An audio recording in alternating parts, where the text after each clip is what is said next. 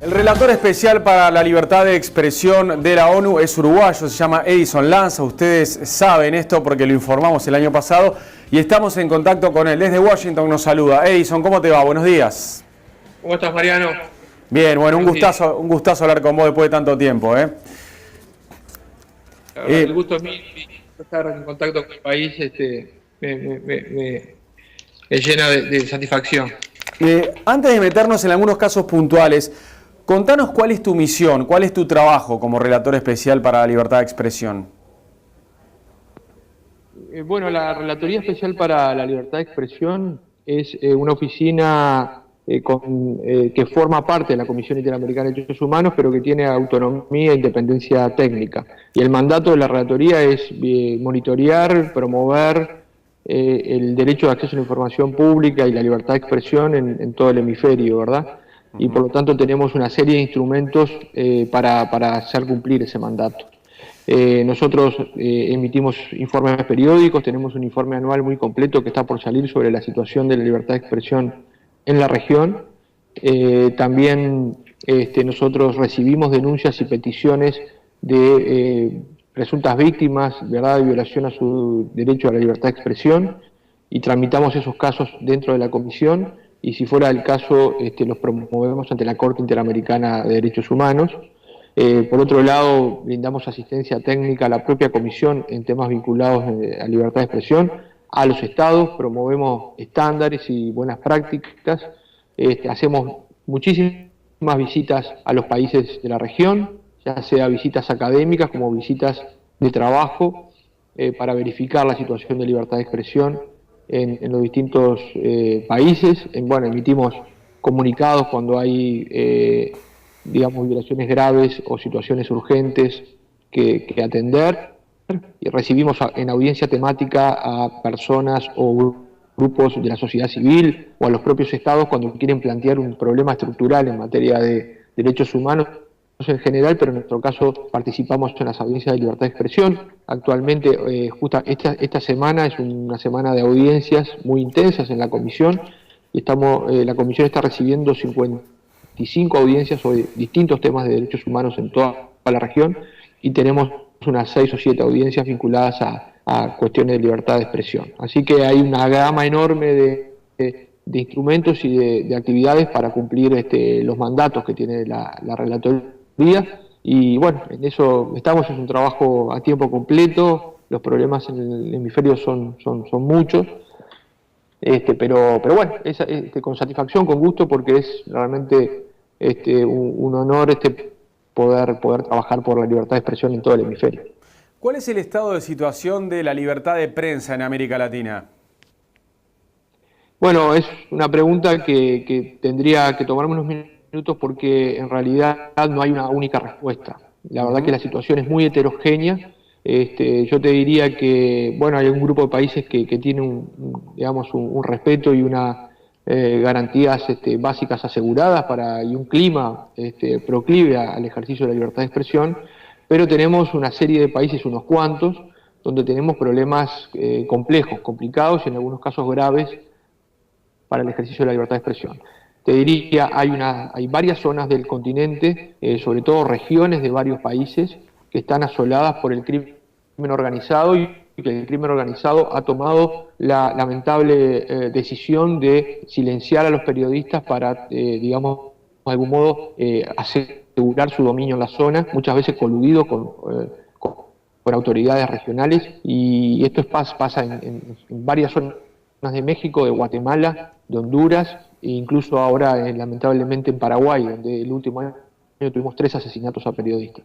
Y la metodología o el patrón en esos casos es que cuando el crimen organizado y las autoridades locales entran en una situación de colusión, de corrupción y de dominio para hacer actividades ilegales, una de las cosas que hacen es amenazar a la prensa, y si no pueden silenciar a algunos periodistas, directamente los asesinan o los mandan a asesinar por sicarios, y con eso luego hay un absoluto silencio sobre las actividades ilícitas en la zona. La gente pierde toda posibilidad de informar. Obviamente hay una supresión radical de una vida, hay un atentado a la vida, pero también una supresión radical de la libertad de expresión.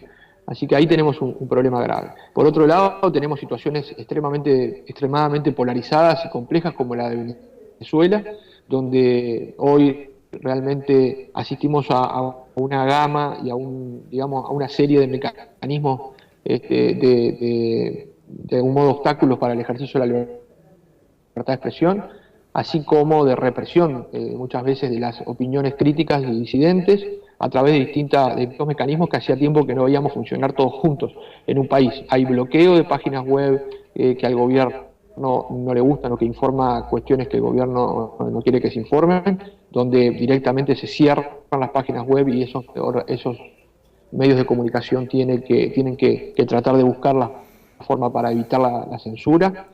Hay represión y uso desproporcionado de la fuerza, incluso el uso de las fuerzas militares, las fuerzas armadas para reprimir la protesta social. Las fuerzas armadas, obviamente los latinoamericanos hemos luchado desde hace más de 30 años para que las fuerzas armadas estén en la tarea de defensa nacional y no estén en las calles reprimiendo a la gente. Sin embargo, en el caso de Venezuela hay represión por parte de las fuerzas armadas, uso de armas de fuego y lamentablemente estamos lamentando recientemente el asesinato de un joven o la muerte de un joven en una de esas manifestaciones por parte de la fuerza de seguridad.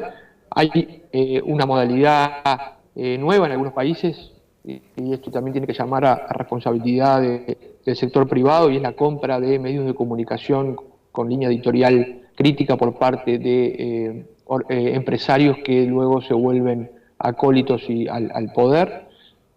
Así que ahí tenemos una situación realmente compleja.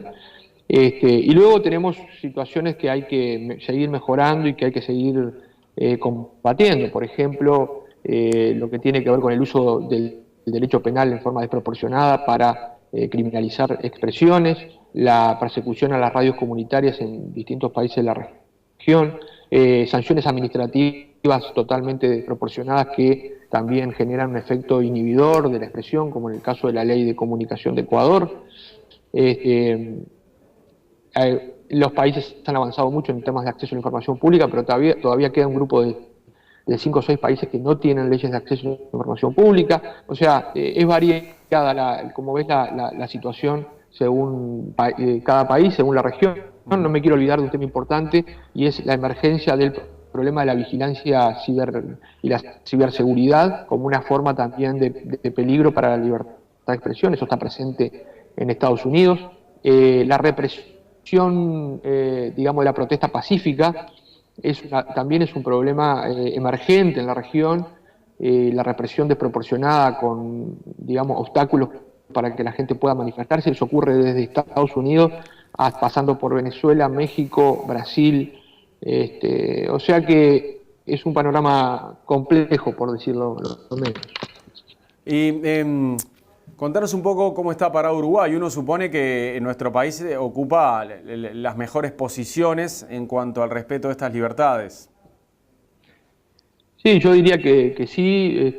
Creo que el hecho mismo, de que yo sea uruguayo, tiene que ver también con la tradición del Uruguay en materia de libertad de expresión, y con las medidas que se han venido tomando y las reformas que se han ido adoptando en los últimos años, que están haciendo que Uruguay sea mirado como un ejemplo a seguir en una región del mundo convulsionada, y una región del mundo donde el tema de la libertad de expresión está en permanente tensión. Entonces, el modelo que ha desarrollado Uruguay, en el sentido de que hay una amplio debate público, no hay obstáculos para ejercer el periodismo, es posible justamente investigar, buscar, recibir y difundir información sin represalias o sin que el Estado adopte medidas contra los medios de comunicación.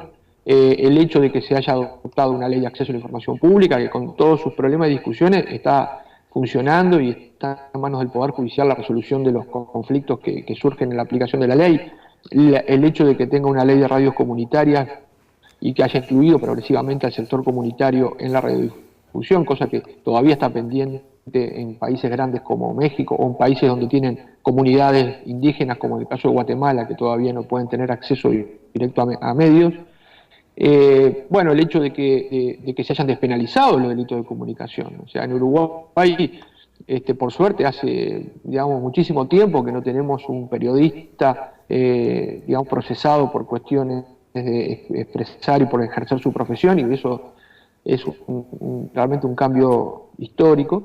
Y bueno, que el tema de la ley de salud se haya habilitado de modo democrático, de modo, digamos, dialogado y de modo transparente, más allá de que haya sectores o actores que la estén impugnando, nadie puede negar de que el proceso de construcción de esa ley fue un proceso democrático y que pasó por el Parlamento y que además le consta a todo el mundo que el Parlamento digamos, aceptó las sugerencias que le hicieron los organismos internacionales para mejorar ese texto. Por lo tanto, eso está muy bien visto.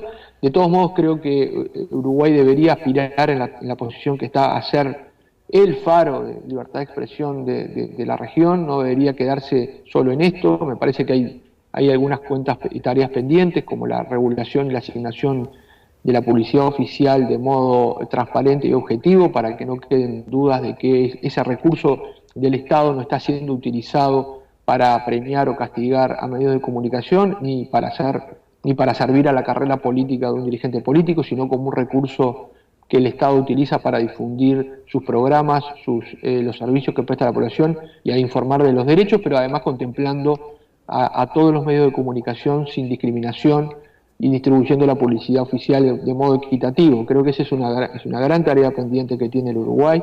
A mí me gustaría ver que se despenalice absolutamente la difamación, la injuria y todos los delitos de expresión, más allá de lo que ya tenemos hoy, que es un paso intermedio, porque me parece que nadie merece estar preso, ni nadie merece tener el peligro de ir a prisión por el hecho de difundir información de interés público. Y bueno, la implementación de la Ley de Acceso a la Información Pública, de la Ley de Servicios de Comunicación Audiovisual, la implementación en forma transparente y democrática, con garantías para todos, creo que bueno, es algo que va a empezar y tiene que suceder en los próximos años. Y si Uruguay hace todo eso bien, no tengo la menor duda que va a ser una de las referencias en la región. Edison, un caso que te ocupa en estos últimos días es el de la periodista Carmen Aristegui, muy conocida por nosotros acá por ese programa en la CNN, pero ella fue despedida en los últimos días. Contanos qué pasó con Aristegui y qué posición adoptaste vos como relator especial. Bueno, Carmen Aristegui tenía un equipo periodístico que tenía autonomía e independencia para investigar y publicar investigaciones en una cadena de televisión, en un canal de televisión de México.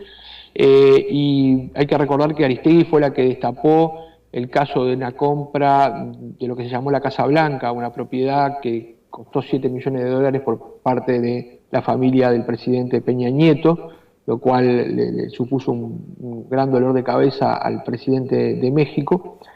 Y justamente en este momento